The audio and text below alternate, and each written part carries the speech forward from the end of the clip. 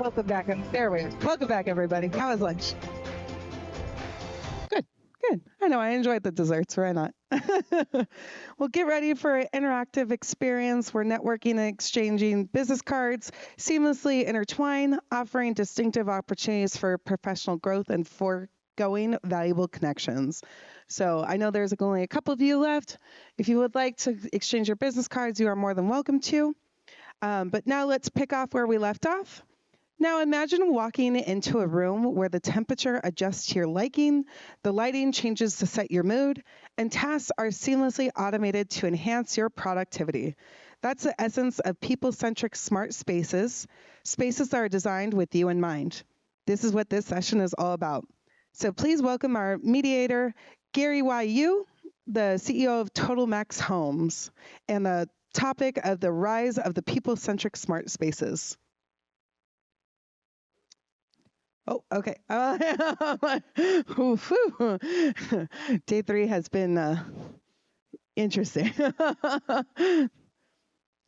At this point, I will take anyone who wants to talk about anything.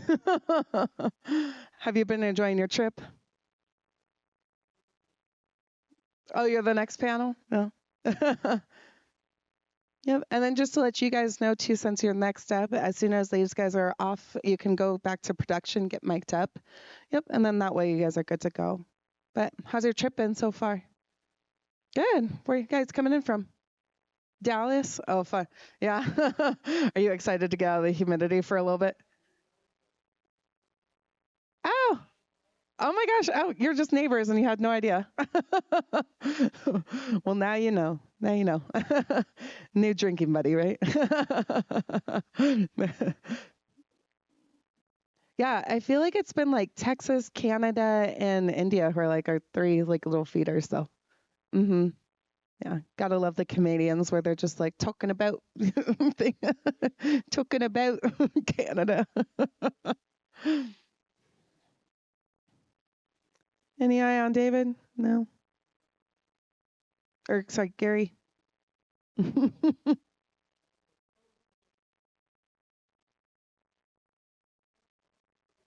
I know. I'm trying to think. I'm like, a lot of it is not appropriate for this. I know. I was like, I think I'm being recorded. I also don't want to do that. Yeah, it's funny. They make me start like right on time and they're all pressed for time, but then it's just like.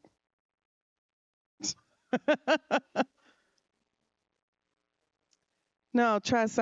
I mean, I'm just doing my job. Yep. Just doing my job. I mean, I get that. Yeah. We could pull up a table on stage. It'd be fine. You'd be surprised. After that open bar last night, a lot of people can't hang. I've heard some stories, you guys. If I'm being honest, I was a little upset I was not invited, but that's besides the point. You want to come up and start the chat? Yeah, I'm into that. A whole lot better than pure silence. Yeah. Thank you. Yeah, we're a very small group here. This is wonderful. But I do appreciate you giving me such a warm welcome. So we're going to talk today about smart-centric communities and spaces that are integrated, as I like to call it, connecting analog and digital in one space. And it's a beautiful space to be in. And some people find it scary, like it's a boogeyman, and some people think it's great and where we're going to go. So let's talk about it. It can be good, it can be ugly, it can be crazy, but it is where we're going. So let's have that discussion. So Mitzi, let's go. Okay, so before we start, I think that it might be helpful for the people in attendance just to hear a little bit about our story, because Absolutely. Each one of us will come from a different perspectives. So we did have a little bit of the introduction earlier. So my accent is, I'm originally from Greece, and one of the main reasons why I found myself in US is because of my ambition and my vision. Because one of the things that it can be, one of the things that better describes me is that I'm a visionary. And I started as a scientist, I'm a biologist, and I have my PhD in epidemiology. And I did my MBA here in US. And I started my career doing traditional health outcomes and health economics research for pharmaceutical companies. So I worked for all the major pharmaceutical companies trying to help them with the value proposition of their products. While I was working there, I realized that there is a new beautiful world that is coming, full of wearables and smartphones. And through these devices, we are now going to be very fortunate to get new data sources. For example, before, we never knew how patients are doing in their houses. And clinicians, they only had the ability to see them just 3 times per year. So now, overnight, we had the opportunity to just use from a simple smartphone to more complicated and advanced wearables to really understand how the patients are behaving throughout their daily lives. And that opened up a new world for doctors with new data to understand them. So I come from that perspective, and because I had the opportunity to work with lots of startup companies, and I have done the only one deal that exists in the pharmaceutical space with a virtual reality company, so you can understand that I'm in the cutting edge of technology. So as we're thinking about the future and smart homes, I'm going to bring my scientific perspective and my exposure to these technologies and how these could be applicable to everyday life. Wow. And I have to follow that somehow. So I'm going to do my best to follow that. But my name is Chetty Matthews. I'm a speaker, teacher, and coach, founder and owner of Headspace Coaching, and I help executives and leaders go from good to great and great to amazing. But that's what I do now. That's not what got me here. For the Marine Corps, I did 20 years as a Marine. I was enlisted, got commissioned as an officer, so I've done both sides of that. As an officer, I was a communications and information systems officer, a COMO. So AT&T in a box, that's me. If you want to talk, come find me. If you want to see a visual, come see me. If you want to talk to a distant end somehow, and you need a satellite in the middle of that, come find me. So in that, you actually get some opportunities to do some research and development on some cutting edge systems, working with DARPA. So you're talking about things that haven't even come out yet. Things that are conceptual, proof of concept. Is this really going to work? And actually seeing things in that space enables you to see what's coming, because there was a trend for a while where technology would go to the federal government, the military, let's just call it that, to industry, then to just everyone else. Now that's a little blurred. Sometimes industry has it, sometimes the government has it. So you see this blend of tech and government and industry and things like that. In that space, you realize that interconnectivity is coming. And the quicker you can disseminate information, the better whoever has that can be, whether it's business, combat, world politics, geopolitics. If you have the information quicker, you can make decisions quicker and you can get the advantage. So let's be real. At some point, a connected space makes all the sense in the world. And for no other reason other than it gives you ease of use, convenience, and it can get rid of some problems that we may have. So we always talk about ESG. You hear people talk about environment, social and governance, sustainability, if you want to call it that. If that's where we're going when it comes to construction and new development of new buildings, it makes sense to integrate that into the planning phase of industry, societies, communities that are coming up. So you can actually go forward with something instead of adding it to the plan or the system, it's already integrated into it from the beginning. It's a smart space to be in, and this is what we're talking about, bringing it down to the human individual level. How does the human interact with the environment around them, i.e. their home, their office, their space of work, for safety, for efficiency, for effectiveness? But how can we do that so they actually works better with you or whatever you're doing? So all these things work seamlessly and smoothly together. And not that we're taking away work from human beings, but sometimes it gives you the opportunity to do other things and do things quicker and do more of the things that you enjoy. But that's me in a nutshell, and that's why I'm here, because just speaking about that forward edge, it's where we're going. And I like to tell people, tech is not the boogeyman. It isn't the boogeyman. And you adopt it and use it as a use case. It's a tool. It's a tool. So let's use it to have a better society, and hopefully all of you can see the benefit and the use cases, but also the problems, because we will talk about those as well. Let's be on both sides of the spectrum here. Mr. Wu. I will. I'm sorry I'm late as the narrator. Thanks for holding up our panel. Gary Wu, I don't think I should introduce myself anymore. I should, right? So I think both of them said the positive side of IT, of AI. Exactly, I want to follow up what he just said. What is really IT? What is AI going to change the world? Is it all good? When I was young in China, we were really communist Iron Curtain. The first movie they allow in, American movie, was a movie called The Future's World. I'm sure it was a B movie in the U.S. No one saw it. But I've seen Future World. You seen? I've seen Future World. Really? I actually like it, but I like B movies. But okay, and we won't talk about what else are all B movies, right? Or stuff like that. So exactly, I remember initially you watch the movie, you're excited. Then when you grow up, in the back of your head, you get scared, more scared, and more scared, right? Yeah. Right? So I want to follow up with it. So what's your opinion on that aspect? Exactly what you said. What is your opinion? The negativity, IT.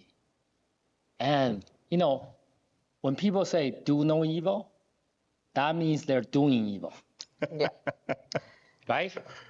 If you really don't do evil, you would never think of it evil.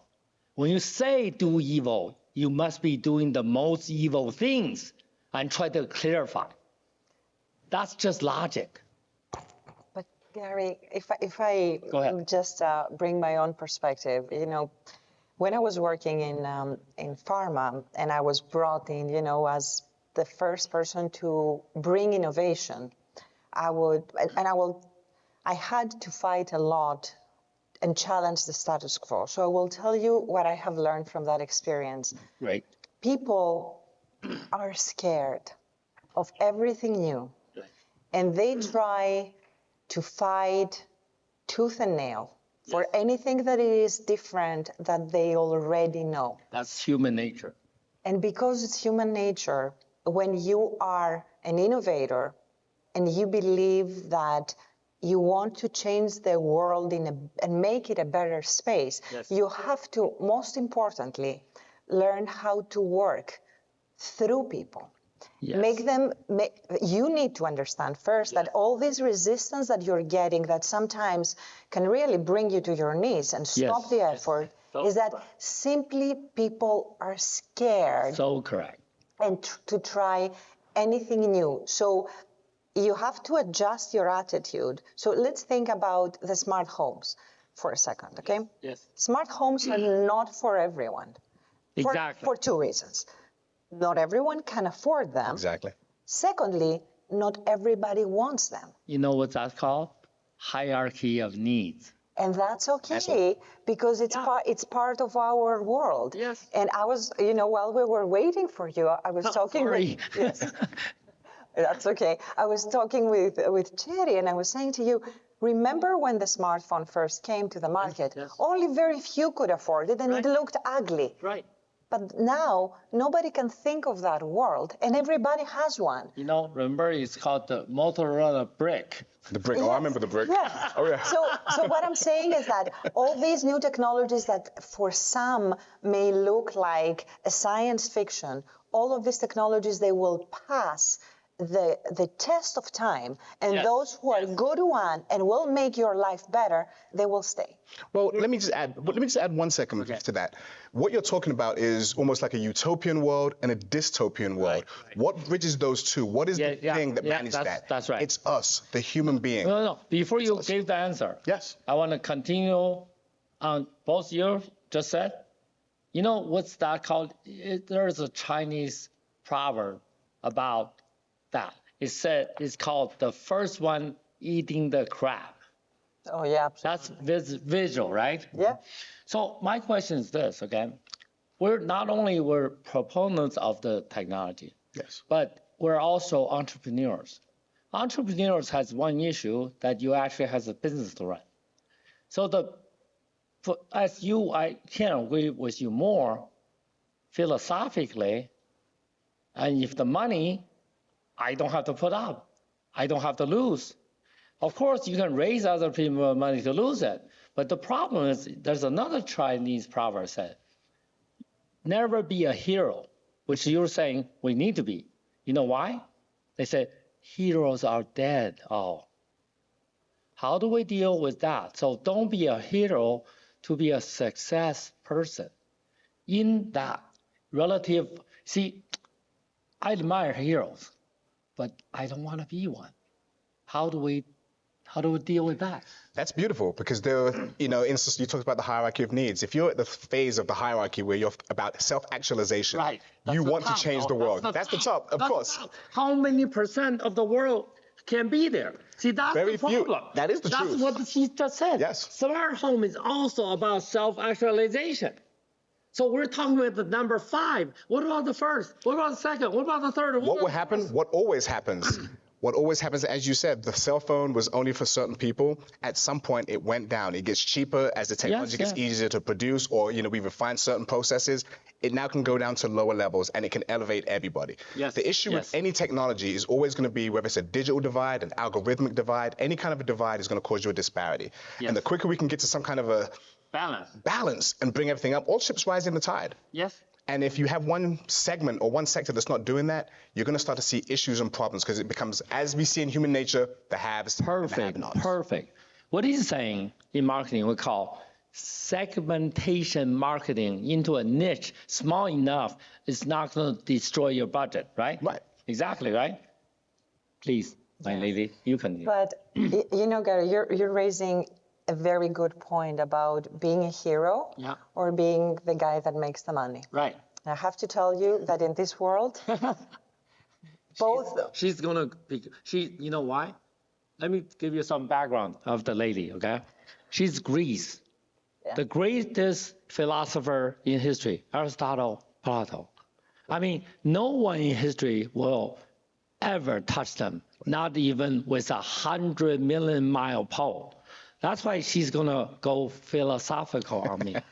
I will go philosophical for that because of that, Gary. But I will go philosophical because I am made to be a hero. My mind works like that. I admire. Because I am an innovator. Somebody has to be brave enough and maybe foolish enough to go first, because those people who can imagine the better world, when nobody else can see them, they just have that calling to go in front and keep spreading the message. Most probably, I will be hit by many stones, and I will be misunderstood because people do not get it, but I cannot think of anything else. And actually, when I had my startup company, it was too early. So you understand what that means in business terms. The vision was correct. The timing was off. Right. Yes. Exactly. Yes, that happened. Let's think about something else, though. What you said was actually pretty phenomenal because as a Marine, I'll tell you, there is a fine line between bravery and stupidity. Right. And I'll tell you, as Marines, we ride that line. We ride that line. Right. But we need people in that space because we need people to have that creative curiosity. What if? Why do we do it this way? That didn't make any sense. There's an easier way. What if? And think about it. Marconi, the inventor of the radio, his friends, his buddies, his besties committed him because he was insane. But I guarantee everyone has a digital tracking device, right? That has a radio system in it the whole time that is transmitting and receiving the whole time. He was crazy, considered crazy. We have aviation. Many of us are flying home today on an airplane. And some people like me are in a horseless carriage that someone said was insane. Somebody had to say, there might be a better way. What if? You try, you fail, you try, you retool, you learn. That's innovation, that's progress, and you're in that space. Not everyone can be there. And in this space, the people who are going to adopt it are going to be the early adopters. They're going to be on the way first. And you need to have those fanatics who are like, yes, this is the greatest thing. Most people at some point are going to be like, it's a little weird, it's a little dystopian, until it's not. Since you're a Marine, I was going to follow up her question and ask you. What is the slogan for Marines? Simplify. No. Few good men. Few the proud. Yeah, the few, the proud, right? Why? I know exactly why. Right. See, the few, the proud, the Marines. Why? Because they're going to die for the country first. No, I'm going to live for the country. Let someone else die for theirs. No, he's one of the other Marines. No, but someone in Chinese, another proverb following her philosophy, we copied said, even there's a million men, I'm going. Even there's a million men, I'm going alone to face them. When I first read that, my whole body's blood just boiling. That's what she admired. But, for me, I'm a little white rabbit, really lazy. My book, when the channel are built, the water will be there. The preface, opening statement, if you're diligent, really work hard, really, don't read this book. My book is for someone really lazy than me and still want to make the money. Then you continue reading. Then I said, this book is not for you to read the whole thing. It's to leave in the bathroom. Whenever you're bored, you have something that not happy, you just open where you are and read it. We can make the argument that innovators are lazy. Technology is for the lazy. What do you mean? I don't want to walk. No. Let me get in the car. People Figure out how I can get there quicker. Right. The people invent the boat because they didn't want to swim. It makes People sense. invent the plane because they didn't want to drive. Lazy people makes history because they are lazy, still want to be success. That's my theory. No, she's not. When I lecture, I always ask, which she's the other one. So in China, we say every 500 years, they're born a saint. That's her. Unfortunately, I'm the same lazy white rabbit like everyone else. Not the energized bunny, the white, lazy bunny. Well, let's go a little deeper. Different. Let's change the words. Let's reframe the thinking just a little bit, because lazy has a certain connotation. If you say the word lazy, people's minds go to a certain place. Lazy white little rabbit. I get it, but I'm going to say it's not necessarily lazy. It's just the question of there's got to be a better way to do this. No, I mean, in my mind, when you describe lazy, Gary, actually, it's a nice combination of creativity and laziness. So yes, exactly. I know that there is a better way. Right. I do not want to wake up at 5 o'clock every morning and go to the field and do this very far work. So I am lazy. No, I'm smart. I just need to use my mind in a way that tells me that maybe there are some machines out there that they can do the same work much faster. Much higher. Let's go back to the smart homes thing. You know what I envision for the future? Exactly. The smart home that I envision for the future, and I have said so many times to my friends, and everybody is joking. First of all, I would like to have a robot that does the shopping for me. Wow. I would like to have a free. She's really lazy now. She's really lazy based on my age and based on my gender, and based on my blood tests. Yeah. The refrigerator. And your sign too. Yeah. Why not? Your signs too. Based on my profile, creates recipes for me every day, for me and my kids, because me and my kids, we have different nutritional needs, okay? Yes. I also want my house to produce specific aroma that it is calming during the night. I don't need to have candles. I want my house to do that. I want my house to change the lights so that when it senses that my heartbeat is up because I'm anxious, or any of my kids are anxious, to have a specific light to calm us down. I want the air quality to be so good, because there is all this research that says that air quality really has an effect to your mental health and other chronic condition. Is this too much to ask? No, absolutely not. Extremely lazy. But I tell you one thing, okay? The Germans has a curling machine that cooks itself 360 Chinese dish by itself. If you need to get that machine hooked up with you. Okay. One machine. You put in like celery here. Oh, you don't need to wash it. You put celery here, beef here, pork there. The damn machine with a robot will cook on 360 Chinese dishes. But we're talking, but that's an effect. That's an effect. But let me scale back to the cause. The reason why we have those things is because you want an increased quality of life. It increases longevity. It gives you the opportunity to do the things that you'd prefer to do. I want read, sleep, run, enjoy your children, do the things you want to do. Because right now, so many of us are just encaptured in this inability to do the things we want to do because of things we have to do. And some of those things are necessary, but not fun. I mean, we could almost put a graph out there. What's necessary, but not fun? I have to do it, but I don't want to do it. And focus on the things that I want to do and I have to do and I like doing them. If we can stay in that space of it's going to increase creativity, happiness, quality of life, probably longevity. But I'll give you a use case. Even if I was averse to smart homes, I have a camera in my mother's house. She lives in Florida, I'm in California. I'm talking to my cousin who went to go visit my mom. He doesn't drive. We're talking, he goes, your mom just fell. I'm like, wait, what? I'll call you back, click.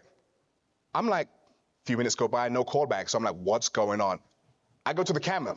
My mom's on the floor. She's been on the floor for 7 minutes. Ambulance gets there, and she's gone. My cousin can't drive, so he couldn't go with her.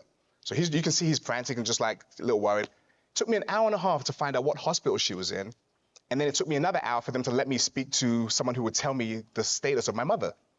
She's there for a day. I'm in school. I go to UCLA. I'm in school, worried all day. Where's my mom? Waiting for a phone call. If there was something that she could wear, a wearable of some sort that would say, we've detected a sudden movement that has stopped, that equates to a fall based on our algorithms and the AI, we're going to call next of kin, we're going to call the emergency services, we're going to find a way to open the doors with a smart lock so the EMS can come in, get her out there, I get notified, know where she is, I'm tracking her the whole time. My stress level would have been a lot higher, and my grades that week would have probably been a lot higher too. But it's something, it's a use case where it could have saved her. The fear for me now is, what if she banged her head and was there for a long time? These things happen. And there are devices and technology out there that could be connected to enable her to get the help she needs in that golden hour so she doesn't perish or pass away. So that was a use case that just happened for me. Very that's a positive side. But then there's the negative, nefarious side. Do we want to go there to the negative side, the boogeyman? No, I think that we better examine a little bit deeper the good side of technology, because if there is, and there are technologies for that, there are technologies for people who have suffered stroke, and now they need to be monitored. So you do not have to, because there is also this golden time about intervention. So you can wear it at night, and you can feel more comfortable, and your caregiver can feel more comfortable. There is this wearable for epilepsy, because seizures can happen in the middle of the night. It's very, very useful for little kids and their caregivers. There is so much technology out there that it really can do good. Okay, what is the bad? The bad? That you're sharing your data to where? You're sharing your data. All the financial institutions, they know everything about your money. What's the problem if they know your blood pressure? Do you care about that? The reason I call it a digital tracking device is because it does just that. I mean, I know stories of, all phones can track, but a lot of times it requires a government to authorize you to do it. I've been places where people have been kidnapped, and we've got authorization from countries to allow us to track people. So we've captured people so they didn't lose their lives. So it can do it. The thing is, it's not what it can do. If there's a law or regulation that stops someone from doing something, it's a matter of time until that gets violated or the law gets changed. We've seen it multiple times. If your house is so connected that everything you do is known, monitored, and regulated, you become the product. Somebody's collecting and aggregating your data to see what you can do, to how they can sell you more things, which may not be, I'm not saying it's good or bad, it just is. They can collect your data, aggregate your data, use it for other reasons, let's call it that, monetize it. Google does it. Anytime you pay for any platform that's free, you're the product. In your house, you somewhat inadvertently become the product of some of those things. That's not necessarily bad, but it is a thing to consider. Beyond that, when your house is connected in that way, the Internet of Things, and there's so much connectivity in your house, the other challenge is, what if someone taps into that and is now extracting your data? And that can be as much as just a kid playing and hacking your lights, turning your lights on and off, or it can be somebody tracking your child from your monitor. Those things are real world issues that had to be mitigated as well. And of course there's cybersecurity, but we know it's a cat and mouse game. We create this, it gets mitigated. They create that, it gets mitigated. It's a cat and mouse game. It is a risk, and I hope people are addressing it. Another issue we talked about, if certain societies, certain communities can receive these benefits before others can. At some point, the digital divide will become an issue because throughput is a limiting factor. At the last mile of transmission is the hardest. It's easy to get transmission lines going from here to there, big pipes, fiber optic lines, but going from a large node into the house gets tough. And to maintain this high level of throughput so you can have the smart, low latency data that's required to have someone fell, lights come on, you walk in the house, lights come on immediately. To have that low latency so you have that effect is going to require a huge throughput. Who's going to invest in those infrastructures so that is allowed to happen and people can benefit at all tiers of your society? Because at some point, internet connectivity has to become like streetlights, where it's just benign. Everyone has it. It's the same. If I'm in Hollywood, Beverly Hills, streetlights. If I'm in the hood, streetlights. If I'm anywhere in between, streetlights. If it's not, you're going to have a disparity there of information flow, and that causes other inherent problems. So those would be not even negatives. Those are things to be concerned about, to consider. It's a guardrail, because with anything, there's always a good and a bad. And for me, it's wise for all of us to think about all sides of the problem. A lot of times we focus on one side and not the other. But if we're going to be real with thought leaders, we have to think about our point and the opposing counterpoint. That way you have a good, valid discussion where all things have been considered. Perfect. But I agree with all those points, Chetty. But I would like to add just a couple more because, I believe, first of all, that although we are all striving for a fair world, yes, we all know that there is no fair world. Oh, no. There is a disparity in needs. So the homeless person who is in San Francisco, when in the same mile during JP Morgan, it is being surrounded by billions of dollars of being talked. It's the biggest irony that I see, okay? So let's start from there. So the smart homes that we're discussing, it's not going to be for the homeless person. Of course. And it's not going to be attainable for the average person. Of course. That doesn't stop innovation from happening. It shouldn't. So there is no fair world and there is no safe world. What I mean by that is that when you are courageous to live your life, you should also be courageous enough to pick the evil that you're comfortable to live with. Absolutely.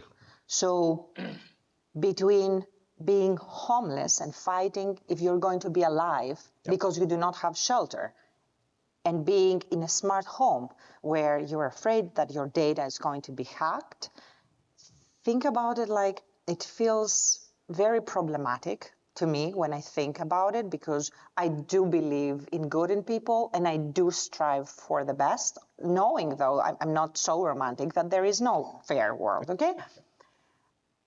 All I'm trying to say is that all the problems that you mentioned, they are valid and truthful, but I refuse to accept the fact that I'm going to live my life that is being run by lawyers and 0.1% of things that can go wrong.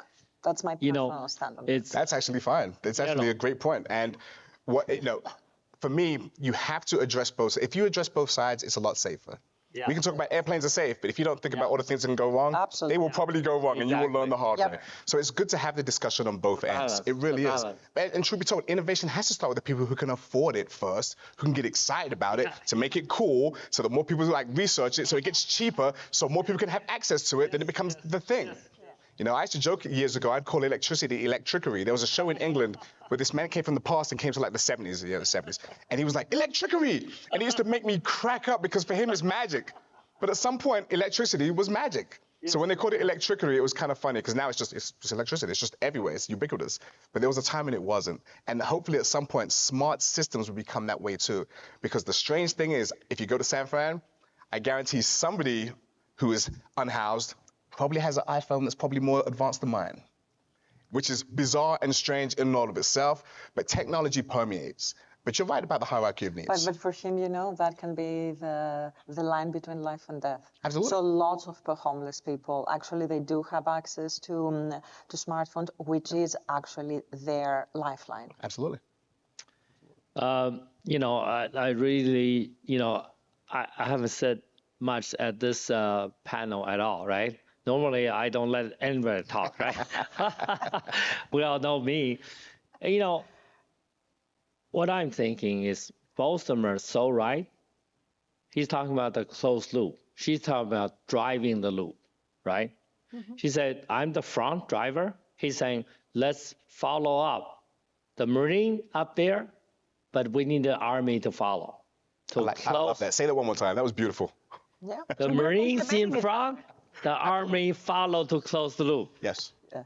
I love that. I'm your brother, right? I love that. That was actually awesome. Okay. So that's what they're both talking about. Yeah. So in a war, you guys know everything, Gary, is about the war, right? art of war, on war, market warfare. It's a war. The consumer is the enemy until they're converted. They become your ally. Like I said earlier, when I was Volvo vice president, Mercedes customer, are they, like people talk about customer are God. I said, are you crazy? I'm at Volvo. Mercedes customer is my God? Am I just dumb? Am I dumb? They're my enemy because they're my enemy's ally. Only when they convert, they're not my God either. They're my partner. They're never God. When you say, then someone other narrating, they say, we marketers are actors. I'm like, what? Actors? So act? You cheating? I mean, so, I walked out of the panel because I'm really embarrassed and ashamed to sit there to lie, right? I mean, we're Marines. We're even, Marine, the proud. So they think Army is, we won't talk about it. But I didn't say that publicly. No, I didn't say anything. In Greeks, we also think that we are the best. Yeah, which I concur. Chinese think they're really good, right? I always say, we always say Chinese are hard. Chopsticks are hard. So yesterday, I taught a girl. Second time she tried chopsticks. She is successful. But she had Chinese and Korean classmate, roommate for 4 years in college. She didn't learn. I said, you come to the Gary Wu lazy people school, second time you learn it. Then Chinese, they say Chinese is hard. I said, Chinese is the simplest, most stupid language in the world. You know why? We have no grammar. Did you know Chinese don't even have the comma, parenthesis, anything until 1896? If you look at Chinese old writing, there's no period, no comma. You, as a scholar, need to know where it stops and what stop it is. And you think the Chinese culture is sophisticated. You bring up a good point, though. What do you mean, good point? I'm Chinese. I have the solid point. Chopsticks, in essence, are a form of technology. Let's just be real. Because if you're not using that, using mutton, using Jeff, and you're eating with your hands. You are. Using fork. You could, but you're using a chopstick, and you have to learn that. But it's all about options. But you had to learn. People need to have options. Someone some had to people teach like you. the fork, some people like the Teach chopstick. it correctly. And the education part easy way. made it less scary. Right. Educating people, make it seem like people can embrace it. I told her, it's all about physics. Don't go this way. Go this way. But Gary, there is another aspect there that you're forgetting. Great teachers are those, they may have their own way of doing things, but what actually motivates people to learn is how you approach them to be inspired in action. You're so right. So my take on that, I always say, if you cannot turn the table with the student or the customer or the whoever, buyer, don't even try. That's what she just said. You need to sit on the same side of the client, of the customer, the student. So they're one of you, you're one of them. Then you start. You don't need to sell. You're one of them. That's what she just said, right? Very philosophical, right? Yes. That's exactly. So I would say, my student, I said, did you turn the table yet? No. Stop selling. And they're talking about acting. They're so far away from the client, right? They have to act. They said, we're all actors. We have to kind of pull the rug over the consumer. Do no evil, though. This is actually interesting because I was in Saudi Arabia last year, end of last year. And they're building the line, if you've heard of it. Right. 100-kilometer, 200-meter wide, no vehicles, like zero carbon emissions. And some people say this is the greatest thing since sliced bread. And some people say we're going to hell. And you hear there's both sides of this. And in 2030, it's not going to exist. So you look at this and you realize there's information on both sides. But to your point, how do we get this information out so people understand it and then can make the decision whether they want to adopt it or reject it? Because at some point, the customers, the consumers, the users have to have a vote in whether they want to adopt a technology. There's been great technologies that didn't go anywhere. So Laserdisc. There's a museum about that, right, in the U.S. actually, because that goes to the point that Gary was making earlier about marketing and acting. Yes. First of all, people do not like lies, and they can fish. That one. They can actually feel in the air the lie. You know, So the it last is- panel, Yeah. compared to ours, the three of them rehearsed for 3 days. Yeah, we have to tell you here, we didn't rehearse anything. Well, I wasn't even here. Unscripted. Yeah. And I just met Cherry We 5 all minutes before the talked. panel. We all talked, right? I mean, I'm not even here. I'm not here. They hosted, right? Yes, we have to. We are so good, right? They don't need me. I don't need to talk. I'm just here saying, you're right, you're right, you're right. Oh, see, that's me, right? A cheerleader. The energized bunny now, right? Yeah, The but boxing. you're doing a little bit more than that. You know it. But let's go back. Let's go back to Blackpink. marketing and what makes people actually buy into new concepts. So marketing has nothing to do with acting. Right. Marketing is all about the most successful marketeers are the best storytellers because people sometimes they don't know what they need. Right. So if I have a vision of a smart house that I can see it and I can feel it in my bones that when I give you the keys and you maybe put your electronic key with your fingertips and the door opens and you hear your favorite music and you walk there with the right temperature and you can hug your loved one and there is a well-prepared meal standing on the kitchen counter. What a I am dream. What a saying you dreaming the work. dream. And that, if I am successful enough and I have connected with your soul, maybe I have sold you your dream. And this is what makes successful in the adopting new things. Can I just Selling the dream. I love everything you said. As a leadership coach, When that is are we quintessential. moving in, right? When are we moving Exactly, in? but that is quintessential leadership. And if you're a thought leader, an innovation leader, a tech leader, you have to do that part. You've got to have a creative future that people have to somehow buy in to see it and then want to do their part to get there as well. Right. It's one thing for you to say, everybody's streaking, and you're running by yourself and you realize it's just you, or we're all going together. They have to have buy-in. And if they have buy-in, you have adoption and you get traction. So But so many times we something don't he get loves, right? So that's again, the Marine in front, army follow. I like you, Mr. But you see, that's the thing about business. Somebody, when you're putting any new product out there, there's going to be the early adopters. Right. And this is where smart investors come into play Yes. because they see the opportunity and they get involved with any project business thinking about the early adopters. And they know that the business will take some time because then after the early adopters, then you have the mass people and then you have the laggards. Who cares about the laggards? They have totally missed the boat there. the boat. But that's where you make money. But you need to find your tribe. And that's why I'm saying, you talked about the market segmentation. Not every product is going to be for everybody. And that's And it shouldn't okay. be. It probably shouldn't be. No, Yeah. just like not everybody need to have a Louis Vuitton bag. Yeah, no, right? When you make $300 a week, you buy a Louis Vuitton, you're so stupid, right? Yeah, it is. Right? I'm sorry. Say that twice. Say that twice. Say it out loud. 3 times. No, But it's you know, interesting it to all goes back. I mean, there is a little bit of a deeper issue is that why do you need the external validation of Exactly. Louis Vuitton? And that what means for your status. And it, We just circled right back to the hierarchy of Right, needs. exactly. We really did. We went right back. In my book, my number one theory, I think, in my life, it's called in China, the Chinese always talk about we have 面子. We need to keep our face, right? I said, what is a face? What is that? What is a Chinese face? it's your facade. Honor. Right. Exactly. Not honor. Facade. Right. If you have honor, you don't need the facade. So that's what I said.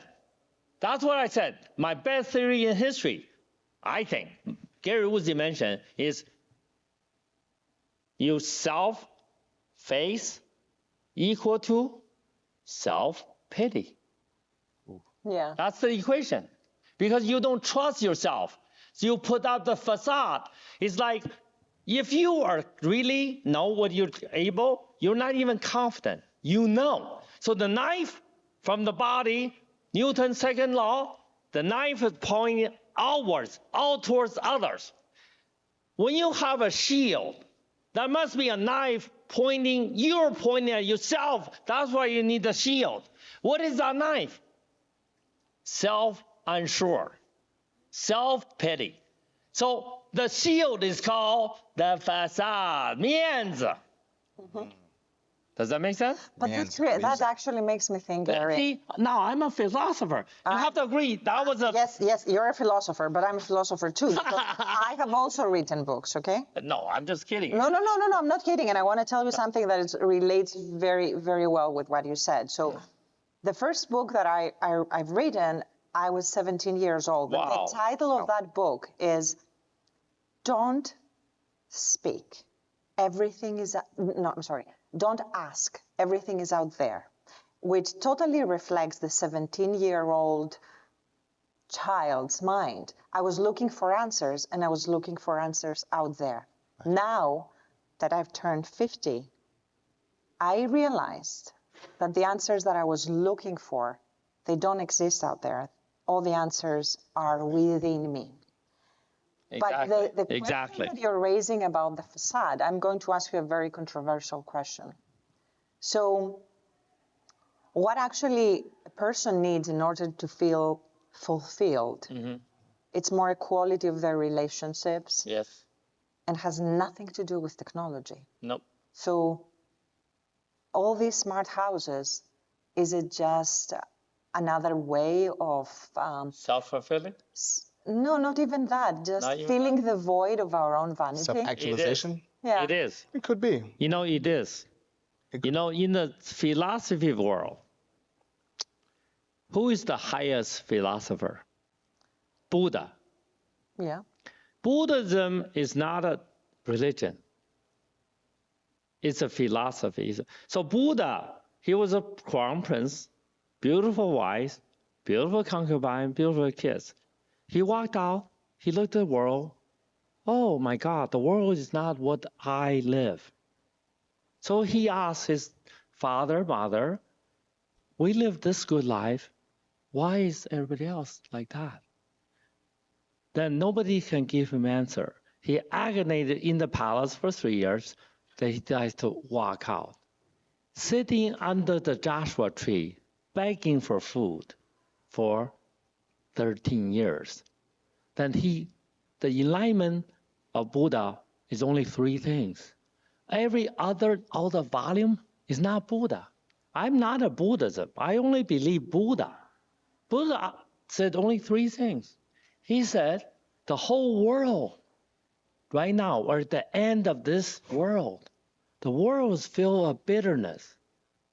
Exactly to your point.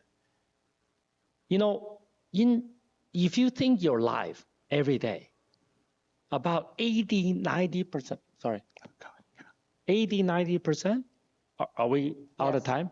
We're almost there. 80-90% things, if you just look at your life, 80-90% things you do a day are negative. In China, even worse. On the street, you don't have anyone smile. If I smile, they can smile because they're a foreigner. If I smile, the man will think I'm crazy, the girl will think I'm the pervert. That's true. Ask any Chinese, mainland Chinese, how idiotic a culture that is. Are we a great culture today? No. We're a terrible, terrible, terrible culture. As a philosopher, I was voted, since 1911, Gary Wu is the top 7 philosopher in China. I feel sad for our race. But let me just throw something. Let me just bring all this back, because you're talking about human interactions and humans and personality and just the analog part of all this. But there's technology out there that can bring people closer together so they can interact more. I can talk to my friend who's in the Middle East right now, and we can talk real time. I can talk about how she's feeling. She can see what I'm doing. There's a connectivity there. Technology brings us together. It can bring us apart, and sometimes society can put us apart. But I believe that technology in the wearable space, in the smart homes, can bring people together in a safe way. So there's a way to wrap all of that up. If I can just leave you with one last comment, because ahead. I have seen it. I have seen the technology in the research space, and then how we can actually see it in the consumer world. what I believe is the best way, based on everything that I have seen, is that technology is an enabler, but there is nothing that can replace the power of the human connection. That's so right. We are going to end with that. The technology is the enabler of the human being, not the human being. Thank you. Thank you. Thank you so much. That was a great panel. Thank you. We're the best, right? Yes, we are. What do you mean? We're the best.